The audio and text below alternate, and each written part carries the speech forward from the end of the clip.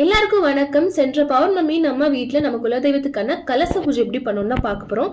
So first வாசலில் நல்லா கோலம்லாம் போட்டுட்டு கலசமும் ரெடி பண்ணி விளக்கேற்றிட்டு தீப தூபம் காமிச்சு மனசுக்கு நிறைவாக 108 போற்றி ஸ்லோகங்கள் பாடல்கள் எல்லாமே பண்ணி ரொம்ப சந்தோஷமாக இருந்துச்சு. நம்ம பௌர்ணமி அமாவாசை நாட்களில் நம்ம குலதெய்வத்துக்கு அதீத சக்தி இருக்கும். கண்டிப்பாக மிஸ் பண்ணாமல் கும்பிடுங்க. ஏதோ ஒரு தடங்கள் வரும், பௌர்ணமிக்கு நம்மளால பண்ண முடியாது.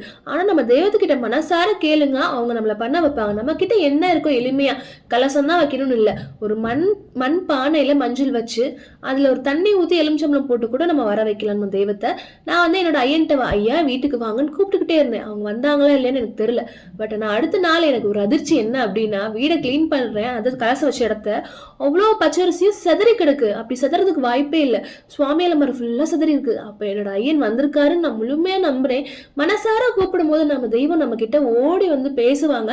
கண்டிப்பா நீங்களும் பௌர்ணமி அமாவாசை நாட்கள்ல கலசம் வச்சு பூஜை பண்ணுங்க. கண்டிப்பா நம்ம குடும்பத்தை நம்ம தெய்வம் காமிக்கும். ஏன்னா நான் கூப்பிடாதப்பே என் தெய்வம் எனக்காண்டி வந்தது. அவ்வளோ ஒரு பிரச்சனையில இருந்து இன்னைக்கு நான் உயிரோட இருக்கேன்னா அதுக்கு என்னோட குலதெய்வம் மட்டுமே காரணங்க. கண்டிப்பா கும்பிடுங்க எல்லாரும்.